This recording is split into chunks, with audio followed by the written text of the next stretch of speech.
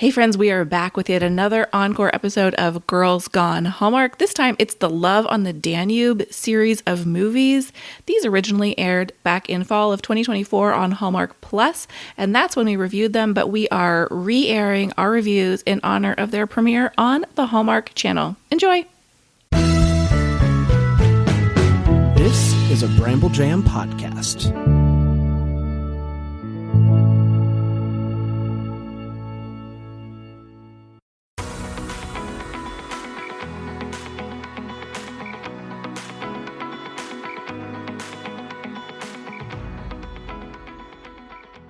Welcome to Girls Gone Hallmark, a Hallmark review podcast. I'm Megan, and I'm a longtime Hallmark movie fan. I'm Wendy. I'm a former Hallmark hater.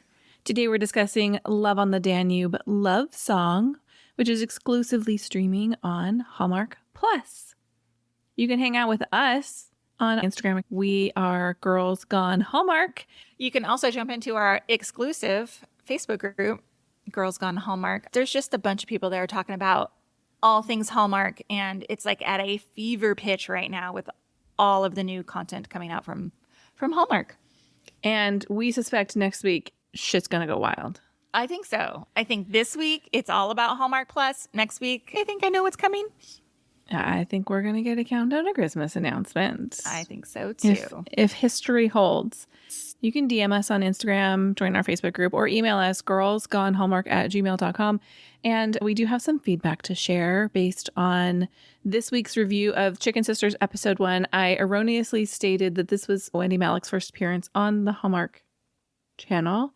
It is not. She appeared in the series Darrow and Darrow. She also appeared in the Father Christmas series, which is a series of movies that stars Niall Mater and Aaron Greco. She also appeared in a mystery called After All These Years, which was a standalone mystery. And we did receive multiple messages, probably more than we've ever received about any single piece of content. I am very curious about Darrow and Darrow. Kimberly Williams Paisley stars in that. I might have to give it a try. It might be like, to me, it's like Law and Order Hallmarkified. Well, I like that. I like that genre. But when did that show air? Not since we've been recording. So it might be a little dated. Sure, but so is The West Wing, and I watched that with their poorly fitted suits and their flip phones. All right, let's start with a synopsis of Love on the Danube, Love Song. Sure. Fellow cruise passengers Sarah and Jack play matchmaker with their music-loving widowed parents as they cruise down the Danube, visiting European cities. Stars Nazneen Contractor and Wes Brown. Would like to point out that this is part of a collection. I can see where some of the connection is going to come in, but these are standalone stories with a shared setting. And I am so dead set in calling this a trilogy, and I don't know why. I had you don't want to call it a trilogy? No, I had originally read from Hallmark source that called it a collection, and then they started calling it a trilogy. And the reason why I don't want to call it a trilogy is because the same lead actors do not appear in all the movies. Yes, I hear you. We're not picking up where one story left off. It's not the wedding veil. Exactly. The groomsmen. Right. Anyway, whatever. They can call it whatever they want. That's my personal feeling on it. Yes. At the very least, it is a collection. They are exclusively streaming on Hallmark Plus, and the additional movies will continue to drop over the next 2 weeks. So let's jump into news and notes. Terry Ingram directed Love on the Danube Love Song. He has an impressive 94 directing credits to his name and is well known for Hallmark hits like Winter in Vale, The Wedding Cottage, 4 of the 6 Wedding Veil movies, and the fan favorite 3 Wise Men and a Baby. Ingram is also set to direct the highly anticipated sequel 3 Wiser Men and a Boy. The story is by Agnes Bristow, and she teamed up with writer Andrea Canning to write the teleplay. Agnes Bristow is both a writer and busy producer. This is her 6th writing credit and has 3 movies in the works, including the next 2 Love on the Danube movies, as well as the upcoming The Christmas Chocolatier, starring her daughter, Brittany Bristow, and rumored co-star Will Kemp.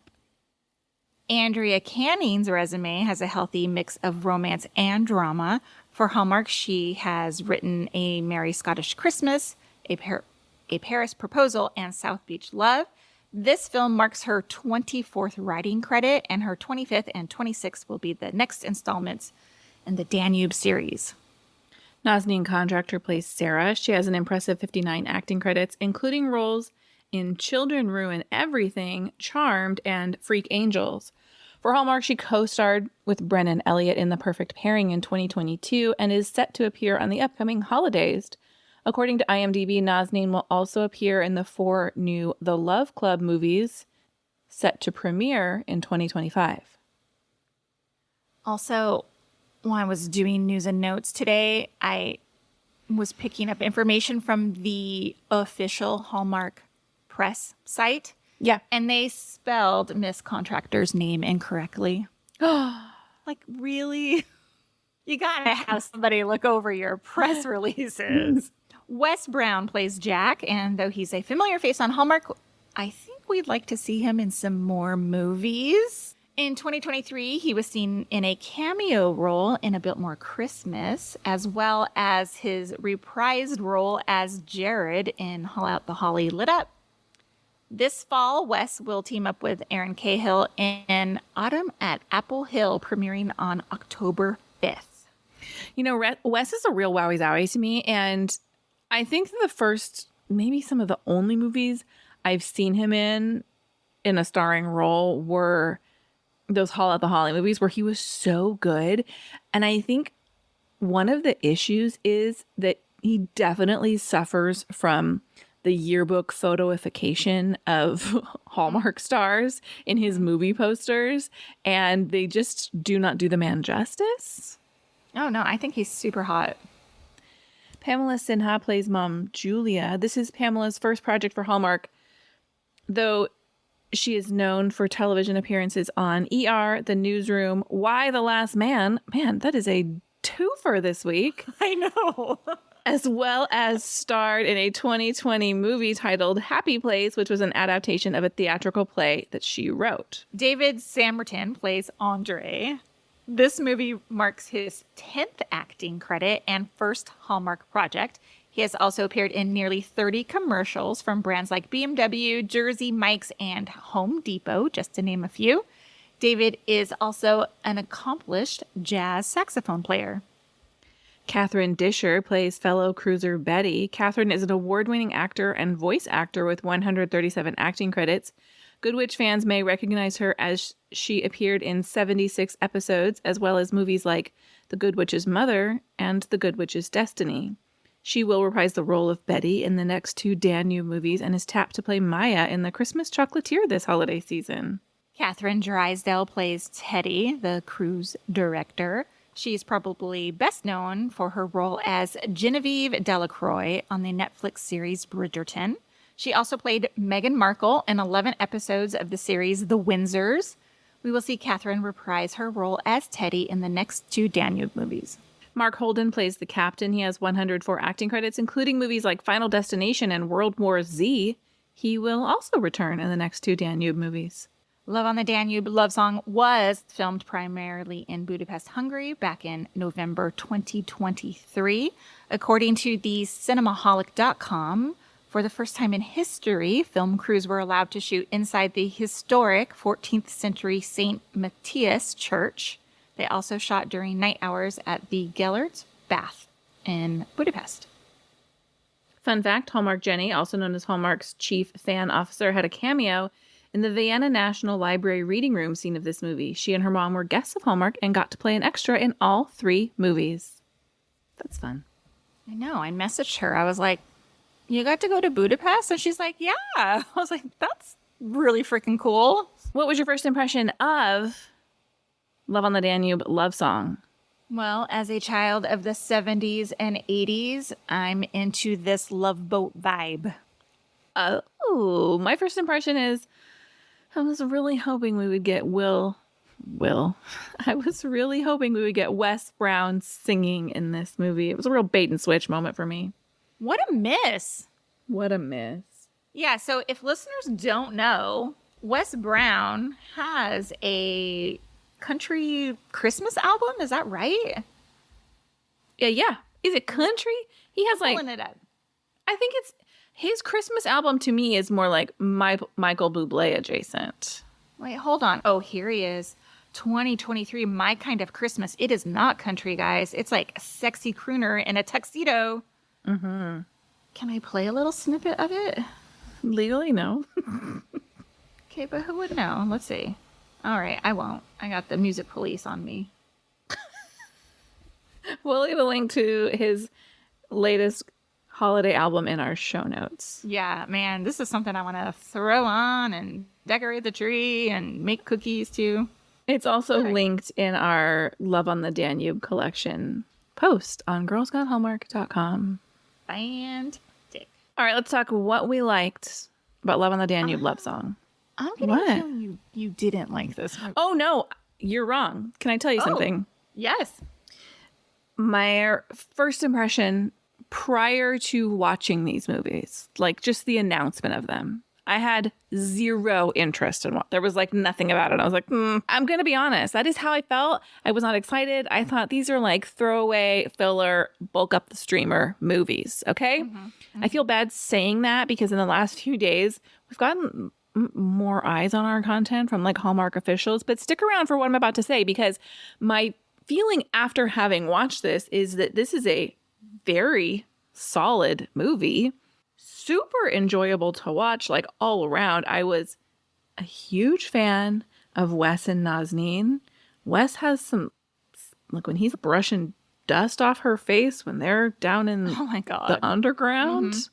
I just thought these movies were really solid, obviously stunningly beautiful because they were shot on location. Total pleasant watches. I don't think they're doing anything super special here. Like, there's not like, oh my gosh, look at that amazing swing Hallmark took with these movies. But I think this is what Hallmark does really well. I agree. I didn't think I would be into this movie as much as I was. Now, in retrospect, now that Hallmark Plus has launched and I have seen the first episode of The Chicken Sisters, and I have watched an episode of Celebrations with Lacey Chabert. I'm like, all right, I see you, Hallmark Plus. Like, you're not just like throwing crap at the streamer to see, you know, what's going to stick or filler. Like, there is some solid content there. I think traditional Hallmark fans who only have cable TV or are only getting the Hallmark Channel are missing through other out. ways. They would love this movie, and they're going to have to wait for it to come to the Hallmark Channel, I think. If I could share here a quick little story. My in-laws go on these river cruises quite a bit. Yes. Have been on this one to Budapest, and I never really like fully understood what they look like because in my mind, a cruise is a big cruise ship, right? Even though I've never been on a cruise ship either. Like, that's what my mind was. I was like, how is like this big cruise ship on the river? I don't get it. But now I see, and now I'm kind of into it. Now I kind of want to go on my own trip. Oh, I want to do a river cruise so badly. They're really expensive, but I think it would be I think it would be a super cool way to see so many of these places. And I'm really curious how accurate it seems to me. Like when you're on a big cruise, it's like a big production to like pull into port, get off. To me, this seems like so much easier. Like you Like just they are just right in the pulled middle over. of the city. They're just kind of hanging out there for the day. You get off to go for a run, you come back, you get off, go to dinner, come back. It just seems like a really cool way to see parts of Europe. And I know that there's other European river cruises, but I was like, would your husband sooner die than go on one of these? No, he totally would because he loves European history. So yeah, he'd be super into it. Like he would be shook if I said, hey, I think we should go on one of these river cruises next year. He'd be Yeah, like, you need let to me wait. whip out my computer, and order it up. Yeah. I think you need to wait 2 years Why 2 years? because I don't think your daughter wants to go. Oh no, she doesn't want to go. Yeah. We'll just do the empty nest thing. We'll just, Yes, just go on a exactly. river cruise. We'll just turn into my in-laws. Yeah. And then you're not beholden to the school schedule. What I was also wondering too is like how much access, like how often can you get on and off this boat and go do these things? Like if we're going to go shopping or we're going to go see a show or we're going to go out to dinner or just walk around, like can you just hop on and off while it's docked there? I mean, you definitely can hop on and off. It's just a matter of like, how long are they spending in these places? Because the cities are relatively close together. So it's like, you know, when you're on a cruise, they'll tell you like, we're docking at 8 and you need to be back on board by 5 or we're leaving without you. I'm sure it's very similar and you can come and go as you please. But just based on like the sizes of these ships, it's just so much easier to just walk on and off throughout the day. Yeah. Now, with all that said, I am excited for this collection or trilogy of movies because when you have like the cruise or the boat being the central spot with a rotating door of Hallmark actors, it's kind of brilliant. No? Oh, I think it's so cool. And I don't know if you've read the synopses for the upcoming, but one of them is like a rom-com stars cruise. And I was like, funny. are they just riffing on the Hallmark cruise coming up?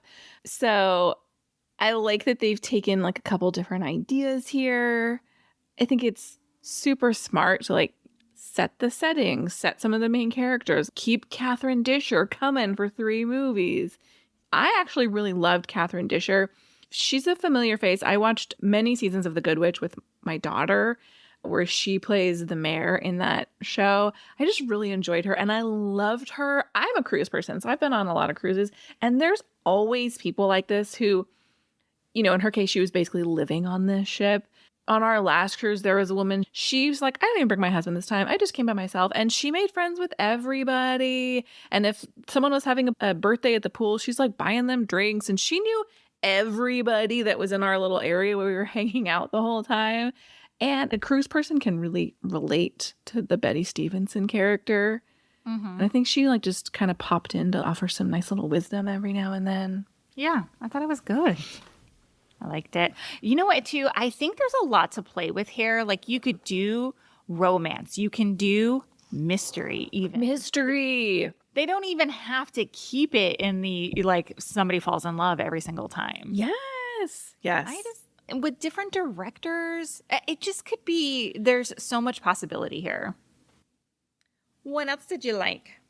Julia kind of felt like her career was never fully realized, and Sarah feels like it was her fault. Yeah. Like she held her mom back, and I loved the moment where her mom was like, no, you're the best thing I ever did. I would never take any of that back.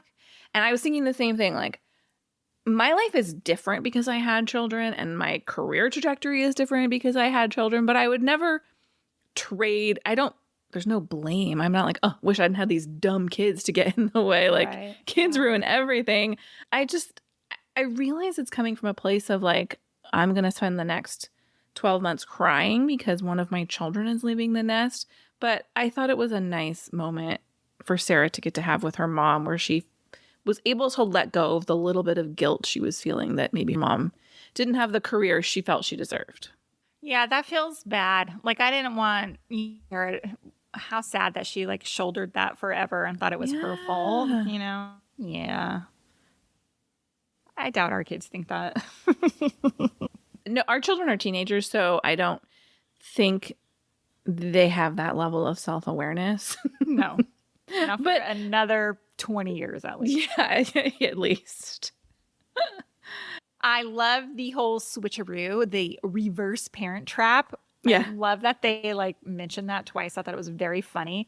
I like that they did it to Sarah and Jack. Obviously, Sarah and Jack had a lot in common, but they were most concerned with, you know, hooking their parents up than seeking out love themselves. I liked the way that this story was handled in terms of like, hey, we want to set our parents up, but oh, look at us. We have a lot in common too. And then the parents were really like, we're not in that place yet. So let's turn our focus back on you guys. It was clever. I enjoyed it. And I really like that they just allowed the parents to just end it like, hey, we made a friend. We made a connection. We had a good time. Wow. Yes. I mean, that's what you want. I mean, if I was in this scenario, my parent was alone, I would want them to meet people. I wouldn't necessarily be like, oh, here's your next spouse, right? I would be like, let's meet some people. Make some friends. Make some friends. Yeah. You want them to have a full life as well. So Yeah. I love that, like, Sarah and Jack, there was like no hijinks with it. It just was like, okay, like, that's it, you know? Yeah. I love Jack's line when he's talking about his dad and his like, that she wants them to go to the baths. And he's like, his idea of relaxing is floating down the river with a koozie. Loved it. Yeah, I thought that was good too. Speaking of Jack and his dad, I cried during the scene in the library. When they present him. Yeah, I mean, I felt like it was a little bit contrived, but the moment that Jack and his dad have after the gift has been presented to him, like he's like, thank you, son. I love you, son, or whatever. I just was like, oh, I thought it was quite touching. And I have a couple more things. I figured we'd have this big moment at the end when Julia, the mom, steps into the spotlight, right? Center stage. Uh-huh. But for me, the scene I loved is when she sings that duet with Betty and Sarah is playing the piano. I just thought it was so good. It was so entertaining. Yeah, and damn can she sing. She can sing. And Betty, too, the actress that plays Betty. I can't remember her name offhand. You just said it. Catherine. No. Catherine Disher. Yeah, she can sing, too. Yeah, that was fun. I just thought that was super fun. I wish there was more people around who have, like, enjoyed it. That feels like they were in some like back hall on the cruise ship, playing this piano and singing. But I needed a few more background actors to fill out how full this ship would have actually been. Right, I agree too. One final thing I really liked, and you kind of mentioned it earlier, but the sights. And we have talked about this over the years when we review movies. Is like we don't want the destination to overtake like the story of the movie. I thought the scenes from Hungary were beautiful. And yeah, I enjoyed that we had this like European non-royal destination. Yes. You know, plus it's the homeland of my dogs. So I would love to go there someday. Well, hey. Yes, Vishas are Hungarian. they are. That's very interesting. Let's talk wishes. Okay. I first of all have a confession to make, and that is that I had to look up a map to see where the Danube River runs. Okay. Didn't know that. Secondly, I'm going to be annoying, and I'm just going to say, like, it's okay if you value your career more than having a family. That's a fine choice to make, too. I was kind of annoyed with a couple things with that part of the story, with her working too much and like her mom being annoyed that like Sarah was on her phone and she was like, can you put that away? My hang up on it is that like, well, obviously her work was important. And even though she's on a vacation, sometimes you have to do what you have to do. But also she was on a vacation. So I feel like, I know. I feel really torn about that. I don't know if you've seen, like, sometimes in the Facebook group for the Hallmark cruise, people are like, oh, how's the Wi-Fi? Other people are like, don't use Wi-Fi, disconnect for a week. And it's like, okay, people have like different things that are important to them and different reasons they might want to have access to Wi-Fi. I think if you're on vacation with your mom, like, yes, making an effort to focus on that. But the trip was more like her mom was going to do this job and this was when the time was. And so she went, but she still had to work during that time, etc. Anyway, we're in the weeds. I wish that Julia had some more confidence. In that shopping scene, she references more than once about that outfit being for someone younger. And I was like, I thought she was incredibly chic. Like a woman who can like rock that heavy eyeliner like she does. She can pull off knee-high boots and a skirt. And, you know, like, Yes. I was like, why are we, you're telling us that she is not confident where she clearly looks confident to me. No, she had spent her entire career on stage, but she was so afraid to like move into center stage. And I just, that doesn't, I mean, I've never been an actor or anything like that. So I don't know if there's where the two things can exist, being like comfortable on stage, but not the lead.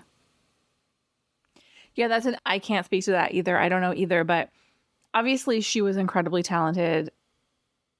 And maybe just from years and years of being in the ensemble, she had convinced herself, like, that's where I belong. Well, speaking of ensemble, they said in this movie, and it was so grating to me, they said, oh, she was just in the chorus at least 3 times. Take just out of it, first of all, and stop dismissing like the roles that she played. Go see a musical without the chorus. It's pretty freaking boring. Like, go see Hamilton without all of those background actors like making those dances what they are. It's not the same show. I have one more wish. I wish there was more stuff on the boat. I know they did a lot of stuff like in the city, but to me, there wasn't enough stuff on the boat. Yeah, a lounge, a bar, a restaurant. Yeah, exactly. Yeah, you wanted them like doing trivia and bingo, playing the slot machines. Yeah. Yeah, me too. I have so many Did You See That's? Do you? I only have 2. Oh, go ahead. Okay. The first one, did you see the room that Sarah and Julia shared? There's no way. There's no, that's like the size of the captain's quarters. I was honestly thinking like, do not get excited, Wendy, because our rooms are going to be the size of their bathroom. I was like, this is not a real room. This looks like a penthouse suite. Yes. It's Carlton here. Yeah. Not on a boat. The second thing was shout out Emerald Cruises. Like, okay, we see that that's the cruise line that they were on. So I only knew the one that they Viking. Did they take on. Viking? They took Viking. Yeah. So Emerald is apparently another. So cool. Good on them. What did you do? All right. First of all, there's a scene where Wes and Nazneen are out on the outer rim of the ship and they're like cruising down the river. It's obviously green screen on the boat exterior, but at one point they pass underneath the bridge and the lighting doesn't even change in that moment. It's just like they're still perfectly lit and it was just noticeable. Did you catch the strudel reference? The apple strudel reference? A dessert out and how she would make it for her husband when he was alive? I just can't see a movie where they say the word strudel 8 times in a span of 90 seconds without thinking of our Winter in Vale review. Strudel Fest. Well, you know who did Winter in Vale? Terry Ingram, the director. Nice pull. Okay. Next, you've heard people say like, my Roman Empire is blank, right? Yes, I thank you for bringing that up. I had forgotten about that. So, like, I don't know when this happened. A year ago, maybe someone started talking about on the idea, like, you know, men think about the Roman Empire at least once a day. And it just became this thing. Women were like asking their husbands, like, how often do you think about the Roman Empire? And so many men were like, all the time. So then it became like, what's your Roman Empire? What's the thing that you think about? And that's very much like an internet meme. Did you know men think about the Roman Empire? And his response, of course, and he talks about the Roman Empire. It was hilarious. And I think that it really shows like when this was written, obviously. Oh, yeah. You know, it was filmed in November 2023. It was probably written sometime before that. But a pull from like pop culture that was really big for a minute. Yes. So it has made its way into the cultural conversation to the point now people without the backstory all the time are posting like, my Roman Empire is like, people still use that phrasing. Finally, this is just going to be a me thing. However, if you are a fan of the movie Love Actually, there is a scene where Laura Linney is hooking up with the hottest guy you've ever seen. And her brother interrupts with a phone call. And the first time she answers the phone and it interrupts their moment. And then he calls again. And I cannot think of the character's name. He's just super hot guy in glasses. It says, will it change anything if you answer the phone? And she says no. And she answers it anyway. And every time I see that movie, I want her to not pick up the phone because you've been in love with this guy for so long and he's here and he's naked and it will not change anything. Now, Flash forward to Love on the Danube love song. Sarah and Jack are walking. Her boss calls, and Jack says, what's going to happen if you don't answer? And she says, oh, she'll lock me in a tower. And he goes, is that the worst that could happen? And she's like, actually, that is the worst that could happen. I'm not going to answer it. And I was like, oh, this is the redemption, Love Actually moment I've been waiting for my entire life. I notoriously don't like that movie. I know. If anybody knows I'm a former Hallmark hater, probably can put two and two together that Love Actually is not one of my favorites. My point I was going to make is I hated that trope. You're going to lose your job. Like, I'm over that trope. That's all. That's all I was going to say. Cool. What'd you rate this movie? I gave it 3.5 stars. Me too, precisely. All right. Thank you for listening to this episode of Girls Gone Hallmark. We'll be back next week with so many episodes, y'all. Come back for all of that from us. We'll see you next time. Goodbye. Bye.